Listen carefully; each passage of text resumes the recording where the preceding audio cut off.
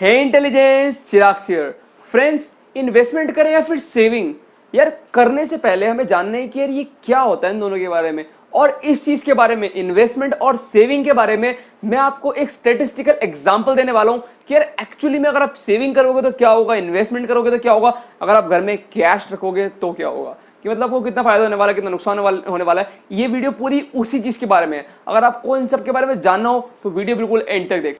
यार इन्वेस्टमेंट करें या फिर सेविंग, यार करें क्या, इसको जानने से पहले हमें ये जानना जरूरी है कि यार ये इन्वेस्टमेंट क्या होता है और सेविंग क्या होती है।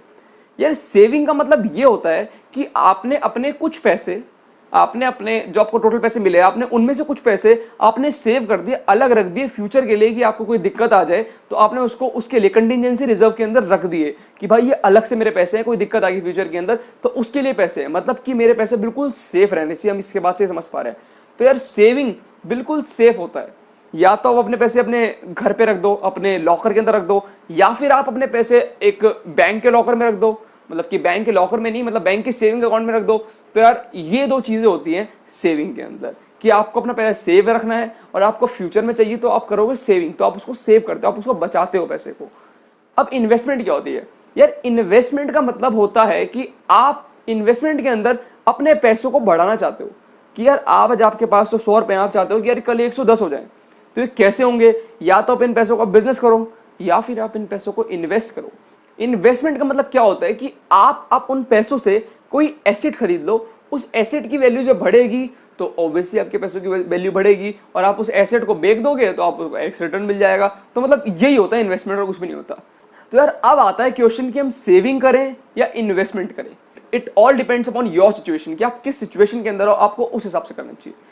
यार सेविंग और इन्वेस्टमेंट बिल्कुल ही इंडिविजुअल चीजें हैं, मतलब बिल्कुल सब्जेक्टिव है, क्योंकि आप इन्वेस्टमेंट तब करो जब आपके पास कुछ पैसा एक्स्ट्रा पड़ा है और आपको लगता है कि आपको उसकी जरूरत आने वाले टाइम में इतनी जल्दी नहीं होने वाली, एटलीस्ट 1 साल तक तो आपको उस पैसों की जरूरत बिल्कुल भी नहीं है, तो आप उस पैसों को कर दो उठा के इन्वेस्ट। लेकिन अब मैक्सिमम पैसा इन्वेस्ट ही करो, अपना कुछ बहुत कम अमाउंट ऑफ जो अमाउंट है उसको आप सेव करो। यार हम जिस इंडस्ट्री में ना, यार मतलब इन्वेस्टमेंट की बात कर रहा हूं, हम इन्वेस्टमेंट इंडस्ट्री में ऐसा बोलते हैं कि यार high risk high profit, low risk low profit. तो यार यही एक फंडा है। और यार एक बात बताता हूँ मैं, इन्वेस्टमेंट चलो बाद में बताता हूँ उस बात को, कि यार इस हिसाब से आपको इन्वेस्टमेंट करनी है और सेविंग करनी है। आप कुछ पैसा रखो अपने बिल्कुल लीस्ट प्रॉफिट पे। एक चीज होती है पोर्टफोलियो। पोर्टफोलियो मतलब होता है एक तरीके से एक बुक होती है, समझ लो एक बुक है, बुक के अंदर बहुत सारे पेजेस होते हैं, कि यार आपने जो इन्वेस्टमेंट करी है, आपके पास जो भी पैसे आते हैं, आप उन पैसों को कैसे मैनेज करते हो, आप इसका एक पोर्टफोलियो बनाओ। पोर्टफोलियो मतलब कि एक तरीके से एक अकाउंट बोल लो आप, कि आप इसका एक खाता बना रहे हो, आप लिख रहे हो उसके अंदर, ये मेरा एक पेपर है, एक पोर्टफोलियो है, इसके अंदर मैं लिख रहा हूँ कि भाई मैंने 100 मेरे पास, मान लिया मेरे पास 100 रुपए आए, तो मैंने 10 रुपए यहाँ डाले, 10 रुपए यहाँ डाले, 10 रुपए एक्सपेंस हुआ, तो ये मेरा पूरा पोर्टफोलियो बन गया। तो आप अपना पोर्टफोलियो इतना बढ़िया बनाओ कि आपको पैसे डूबने का खतरा ही ना हो, और आपको हर साल लगभग 10 से 12% का आपको रिटर्न मिले। तो यार आप ये चाहते हो कि आपको आराम से 10% भी कम बताया मैंने, आप नॉर्मल इन्वेस्टमेंट में आपको 15 से 20% का रिटर्न मिल सकता है 1 साल के अंदर एक्चुअली में, अगर आप अच्छा पोर्टफोलियो बनाओ तो, क्योंकि मार्केट तेजी से ग्रो हो रही है तो मिल सकता है। अब यार बात करते हैं, मैं जो बात कर रहा था कि इन्वेस्टमेंट करें सेविंग, जैसे मैंने कहा बिल्कुल सब्जेक्टिव है। अगर आपको लगता है कि आपके नियर फ्यूचर के अंदर आपको ज्यादा रिस्क है तो आप करो इन्वेस्टमेंट, सेविंग सॉरी। अगर आपको लगता है कि यार मेरे नियर फ्यूचर के अंदर मुझे काफी ज्यादा पैसे की जरूरत पड़ने वाली है तो आप सेव करो पैसे को। अगर आपको लगता है कि यार मुझे पैसे की जरूरत अभी नहीं है तो इन्वेस्ट करो पैसों को, और मैक्सिमम पैसे को इन्वेस्ट करो। यार आपको एक बात और बताता हूं मैं, यार इंडिया के अंदर जो आज की डेट में जो हमारा जो कॉस्ट ऑफ लिविंग है ना, वो 8% बढ़ता है हर साल।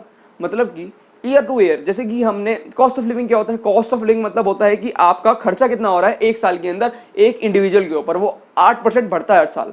मैं बताता हूं आपको, फॉर एग्जांपल 2020 के अंदर आपके ऊपर 1 साल का खर्चा होता है 100 रुपए।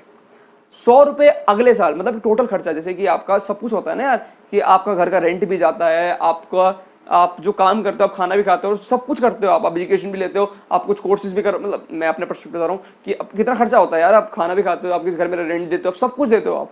तो वो जो खर्चा है वो हर साल 8% से बढ़ता है। मतलब कि ये इन्फ्लेशन है, जो महंगाई बढ़ रही है वो 8% से बढ़ रही है, मतलब कि कॉस्ट ऑफ लिविंग 8% से बढ़ती है फॉर एग्जाम्पल। और ये कंपाउंडली बढ़ता है, मतलब कि आज आपका 2020 में खर्चा 100 रुपए है, तो वो अगले साल हो जाएगा 108 रुपये। फिर वो 108 का 8%, मतलब कि 117 118 रुपये लगभग, फिर वो 118 का 8%, ऐसे बढ़ता रहेगा। तो इसका मतलब ये समझते हैं कि हम जहां भी पैसे इन्वेस्ट करें, हम चाहते हैं कि हमारी जो भी इंटरेस्ट आए, फिर जो भी पैसे हमारे पास आए, वो एटलीस्ट 8% से ज़्यादा हो, ताकि हम कुछ बेनिफिट उठा पाए, मतलब कि हमारा एक्सपेंस के बाद भी हमारा इन्वेस्टमेंट बच जाए।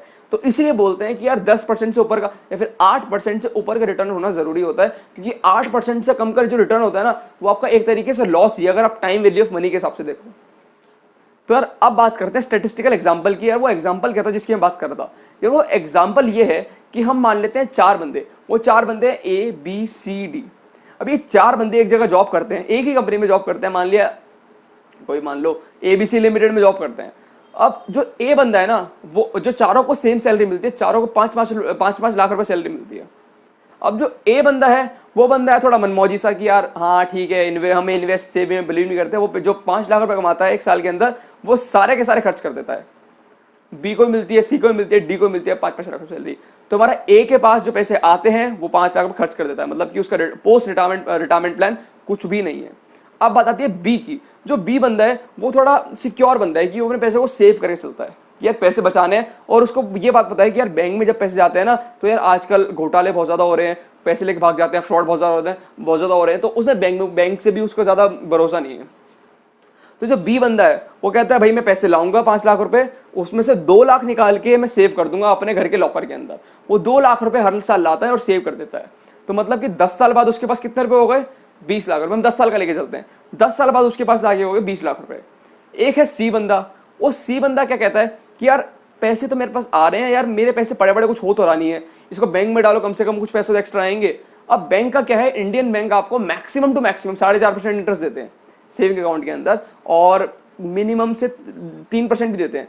3% से 4.5% का इंटरेस्ट देते हैं, हम 4.5 मान लेते हैं। 4.5% के हिसाब से लाके वो पैसे डालता है, हर साल लाके 2 लाख डाल देता है 4.5% के हिसाब से। तो उसको 10 साल बाद कितने मिलेंगे, मैं बता देता हूँ कि मैंने कैलकुलेशंस की ऑलरेडी कर रखी है। उसको मिलेंगे 25,60,000 के आसपास रुपए मिल जाएंगे उसको।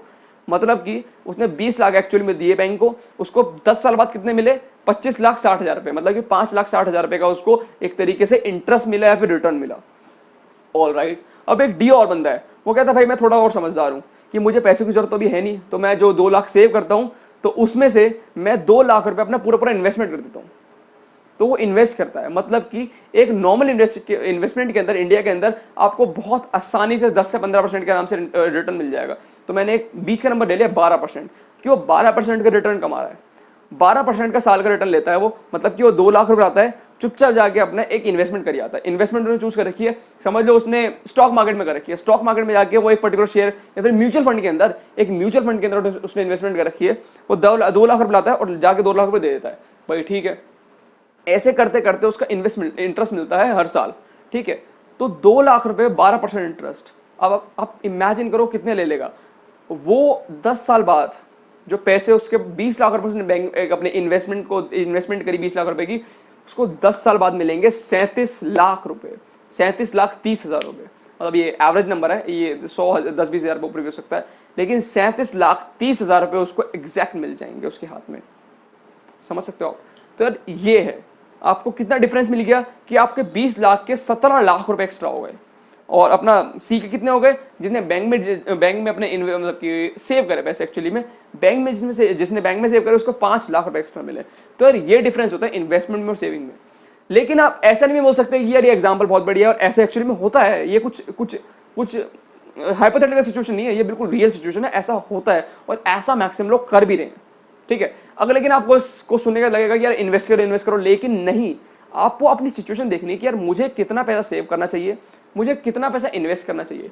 अब सेव क्यों करना चाहिए भाई? मेरे को मुझे इतने पैसे की जरूरत है इन फ्यूचर, या फिर मुझे इतने पैसे अपने सेव करने हैं, अपने जेब में रखने हैं, फिर अपने बैंक में रखने हैं कि यार इस पैसे की मुझे जरूरत पड़ सकती है, तो उसको आप सेव करो। लेकिन जो आपका पैसा है ना बिल्कुल एक्स्ट्रा पड़ा हुआ है, उस पैसों को आप उठा के करो इन्वेस्ट, तो आप ज्यादा उस पर रिटर्न कमाओ और आपका पोस्ट रिटायरमेंट प्लान भी बहुत तगड़ा हो जाएगा। इस तरीके से आप अगर चलोगे तो तो यार इस वीडियो में बस इतना ही। आज मैंने आपको बताया कि यार सेविंग और इन्वेस्टमेंट का फंडा क्या होता है। वैसे तो ये चैनल एंटरप्रेन्योरल चैनल है कि अगर आपको एंटरप्रेन्योर बनना है, फिर आपको बिजनेसमैन हो, आपको जॉब कर रहे हो, अगर आप कोई भी प्रोफेशन के अंदर हो तो आप इस चैनल को फॉलो कर सकते हो। इस चैनल के अंदर मैं आपको छोटे छोटे कंसेप्ट लाके देता रहता हूँ और साथ साथ मैं इस चैनल के अंदर सीरीज भी होती है, जैसे कि टैक्सेशन की सीरीज आ चुकी है, वो आप जाके मेरे प्लेलिस्ट के अंदर चेक कर सकते हो। और साथ साथ इस वीडियो के अंदर मैंने जैसे कहा इतना ही, और नेक्स्ट वीडियो भी आएगी। नेक्स्ट वीडियो देखते हैं किस पे आएगी। अगर आपको कोई भी क्वेरी हो, कोई भी डाउट हो या कुछ भी हो तो मेरे इंस्टाग्राम पे आ जाओ। मेरा इंस्टाग्राम है चिराग खंडेलवाल जी।